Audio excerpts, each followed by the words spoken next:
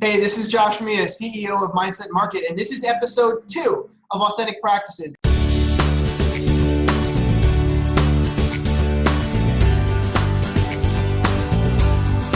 And today we're going to talk about actual best practices for how to market your therapy practice on Facebook. It's a very controversial topic. I hear from clients all the time, and the primary reason is because, one, what are therapists doing on Facebook, right? It's very, very counterintuitive, because no one's going to be sharing the therapy website in the sense that no one wants to really share they're seeing a therapist. So that gets kind of uncomfortable.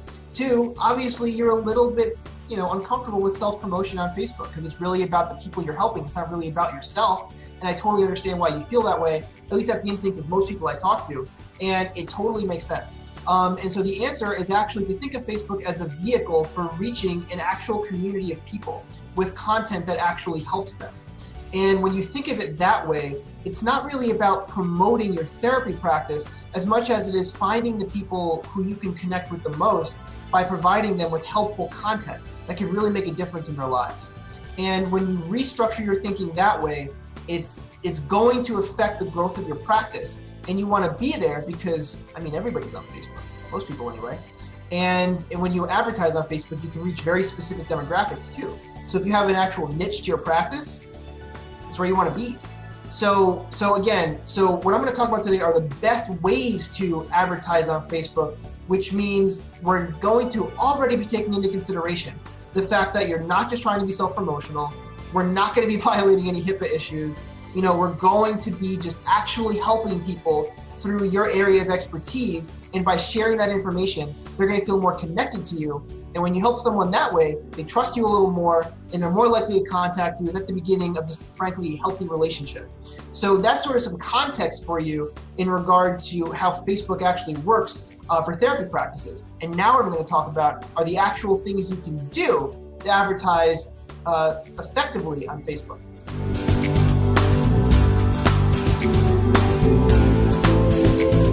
Now, before we dig into the actual advertising, I want to talk about the people who can and the people who can't affect your therapy practice, because there's 2 very different audiences on Facebook.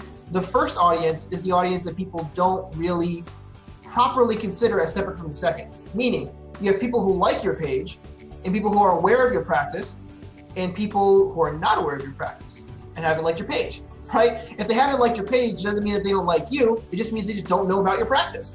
But the people who do like your page, what's their place in helping you when it comes to advertising your practice? Well, here's the issue, is that if they like your page, they're still not that likely to share it, because therapy is kind of a stigmatized type of topic. Not everyone wants to share they're seeing a therapist. And so it actually turns out that people who already like your page, that's not much of an audience for you.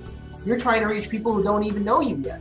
And so that's why you're thinking about how to reach out to the people who you can help, instead of just thinking about how to grow the people who like your page. You want to get more people to engage with you primarily through your website, actually, because that's going to be a place where they can encounter your content, other helpful materials, learn more about you. If you've done your website properly, it's really like a digital office. And so kind of keep that in mind. The people who already know your practice, that's not who this is for. We're talking about the people who don't know your practice, but might be a terrific fit because you could really help them. Okay, now one last point. I don't want to belabor this, but I know this is an issue that folks struggle with, and I understand it. A lot of therapists are not comfortable with the idea of marketing as a whole, the whole concept. And so I'm just going to touch on that really, really quickly. So when you market your practice, what you're doing is you're basically creating an opportunity for someone to be introduced to you and the way that you could help them. That's what marketing a therapy practice is about. It's about crafting really smart, authentic introductions, right? That's why this is called Authentic Practices, this video series, because that's what we're trying to focus on. You want to create an authentic practice, which means you want an authentic introduction. But if people don't know you exist, then there is no introduction, right? So that's why we want to be strategic and tactical about our marketing, because we want to craft those really positive introductions that are also going to correspond with the people that you actually do your best work with. So keep that in mind as we progress through these best practices when it comes to marketing your therapy practice on Facebook. Now, I want to talk about 5 best practices that you can employ to help you market your practice more effectively on Facebook. And these are all things that you can do. Certainly you could ask us for help, but frankly, you can't just do this stuff. Just keep this in your mind. This is what's important. So the first is make sure that your actual Facebook page is clean and simple, right? Which is probably what you kind of want anyway. You want a clean, safe, comfortable environment. And that's what you want on your Facebook page. Clean, simple, accessible, clear. If you have a certain specialty to your practice, be really, really clear about it. If there are certain types of things people should know, such as, you are open these hours, not these hours, you offer video therapy, that's kind of a unique thing. Whatever special stuff you want out there, just make sure everything you do is clean, simple, and clear, because that's going to make it so much more accessible, and that's what you want. Point 2 about actually advertising yourself on Facebook is that you're going to want to actually advertise, but you have to have a niche. Facebook is demographic heavy. If you want to reach people who only like trucks, you can specify that. Who are from Ontario and really enjoy politics, you can find that too. So, but really your niches will likely be about the types of audiences you tend to correspond with. So let's say that your practice has a specialty area in post-traumatic stress. Well, you might actually want to think about your content in terms of the stuff that would help maybe military families, because when you actually advertise that content, you're simply going to want it to appear in front of people who have some exposure to the military, whether they either express a strong interest in the military, so perhaps they have family members in the military, or they themselves are veterans. So that's a very common case. Another one, though, could easily be, let's say that you're a relationship counselor. In that case, you want to target perhaps married people. Married people certainly have relationship challenges, right? And in your ability to actually decide to target married people with your very helpful content on, let's say, how to make a marriage stronger, right? Or if you're a religious counselor, you might want to talk about how to infuse more religion in your marriage. If you are someone who is focusing on how to raise kids in a certain comfortable manner, or there's lots of reciprocal trust, then that's an angle for that too. But the ability to have a demographic focus is an enormous example. And so you really want to have a niche. And so that's point 2. All right, now point 3 is a little more involved here. And what it comes down to is, let's say you actually do go about creating some useful content that you want to share. What are you going to create? Well, what you're going to want to create are maybe 3 types of content, maybe 4. One type is some type of helpful PDF type document, a checklist perhaps. People really like checklists. So maybe that you have 10 tips for a healthy romantic relationship. You turn that into a document, you make it very attractive, you post that on Facebook, and you actively promote it to people who are interested in having a healthy relationship. That's going to be really helpful for you. The second type of material that can be useful are quizzes. Have you ever been on Facebook and taken some kind of quiz that tells you, maybe what house of Harry Potter you belong to, or, who knows what? Quizzes, people like quizzes. They want to know whether they're a cat or a dog. They want to know what house they belong into. And they also want to know how much love is in their relationship. They want to know how productive they are in their lives. They want to know all types of things about themselves, right? The most interesting subject someone can have, themselves, right? And so if you're able to structure a quiz and actually advertise a quiz, and people who interact with it could easily come into contact with other content that you have, that's a really good way to actually promote the practice.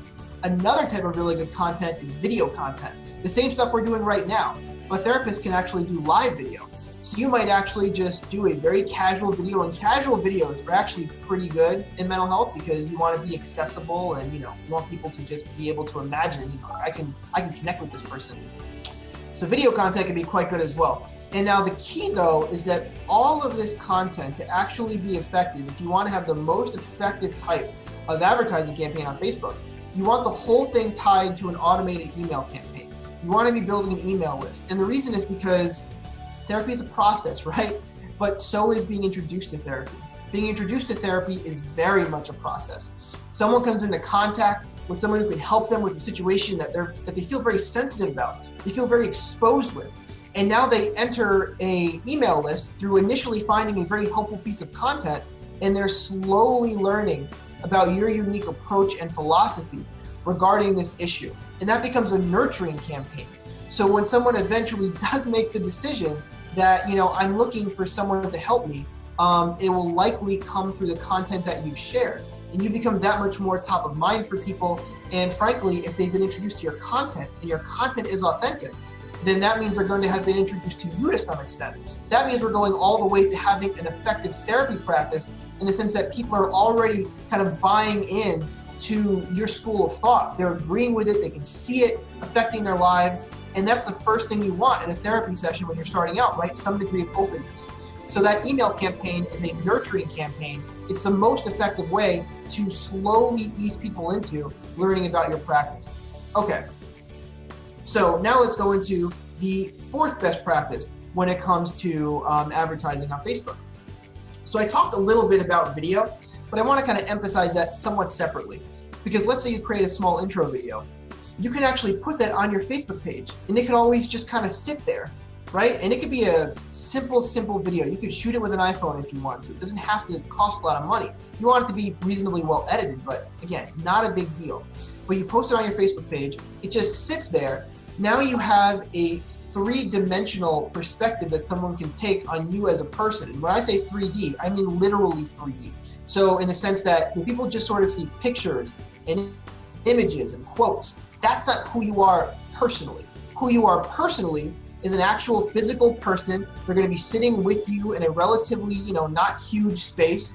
And if they can see you communicating, your body animating, how you really care about what you do, that's a really key component of just persuasion, right? Demonstrating that you have an interest and passion for what you do. Video is a very effective medium for conveying that type of information.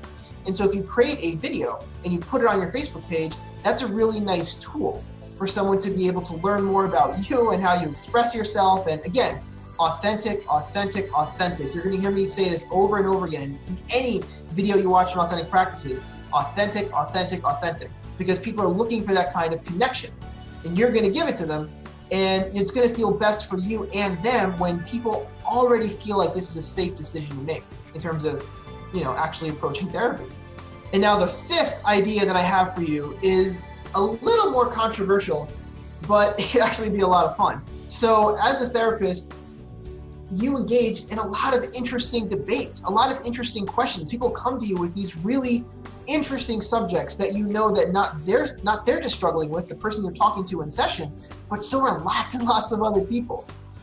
Think about those questions and simply post those questions on Facebook, and then just boost the post. You can boost a post for $5 or $10 and reach thousands of people in your local area, and that can be really powerful. So let's say you ask a question such as, what's the nicest thing you've done for your spouse in the past month? Or what's the biggest challenge you've had when it comes to work-life balance recently?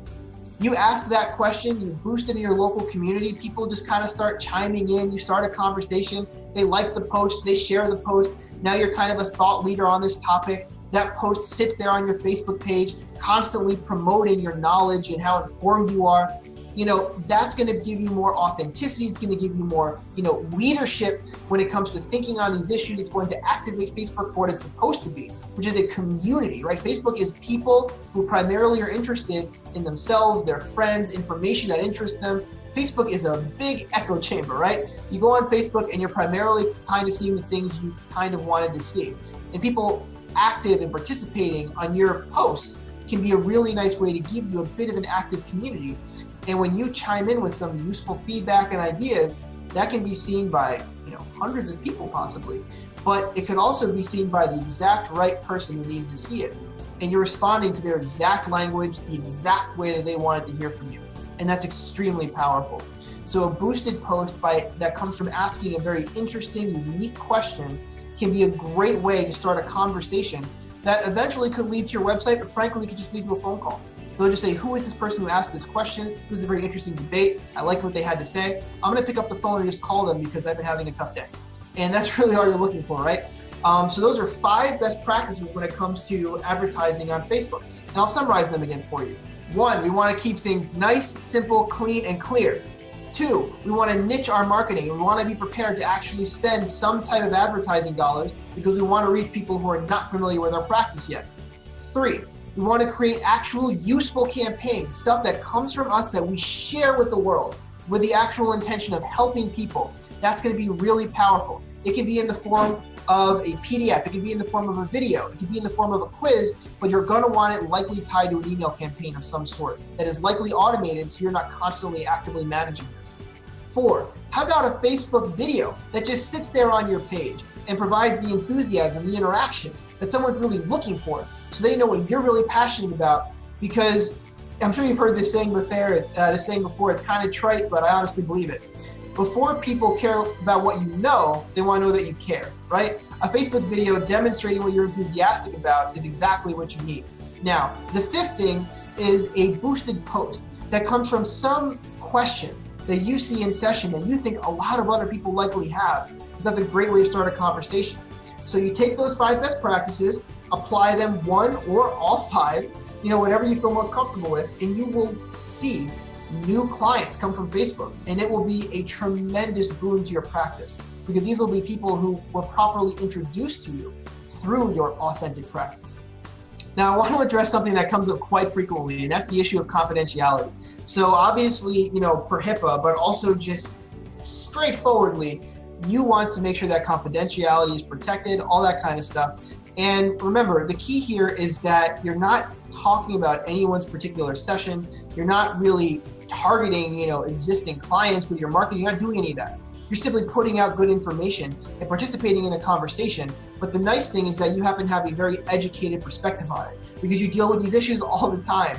So confidentiality is not really the issue when it comes to advertising on Facebook, when your perspective is all you're trying to do is just help more people, right? You're not sharing stuff that you can't share.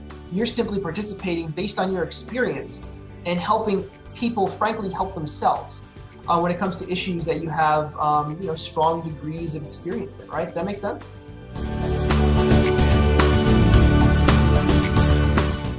In short, I hope this was a really helpful video for you, because again, most therapists approach Facebook with a degree of fear, and it makes sense because you don't want to just self-promote all the time or even ever, because it's not about you, it's about them. And trust me, I get that. I work with therapists every day, and that's exactly what I hear, and I empathize with it. However, this is about you helping other people in a way that they want to be helped. That's why you advertise on Facebook, because you take your degree of competency and expertise and you reach out to people authentically in real ways that you could make a difference if they were to be able to take this kind of advice. And by the way, don't be afraid to give away the farm. If you have great ideas, just share them, share them, share them, share them. Because as we've all seen, it's not just about seeing or reading about a great idea, or watching a movie and being inspired. It's about having a relationship where someone is giving you this consistent reinforcement so that you can become that person you want to be. So share your absolute best advice, give the very best content that you can, and you'll be rewarded with therapeutic relationships that are personally fulfilling. They're financially valuable for the practice, they're terrific for the people you're trying to help. And so everything that I've shared so far is meant to really kind of take you to that level. And that's it. That's honestly it. That's totally it. Leave some comments down below. Tell me what you're thinking. Share this with other therapists that are probably having the same questions around how to properly advertise on Facebook. But most importantly, if you have a question, again, just leave it down below. I will comment on it. You can also email me personally at josh@mindset.market. Not mindsetmarket.com, josh@mindset.market. So again, comments. I hope this was helpful. You're meant to help people. Facebook is full of people who need to be helped. We're looking for some type of assistance, and you can provide it. And again, I'm Josh with Mindset Market, and you're watching episode 2 of Authentic Practices, and I'll see you next time.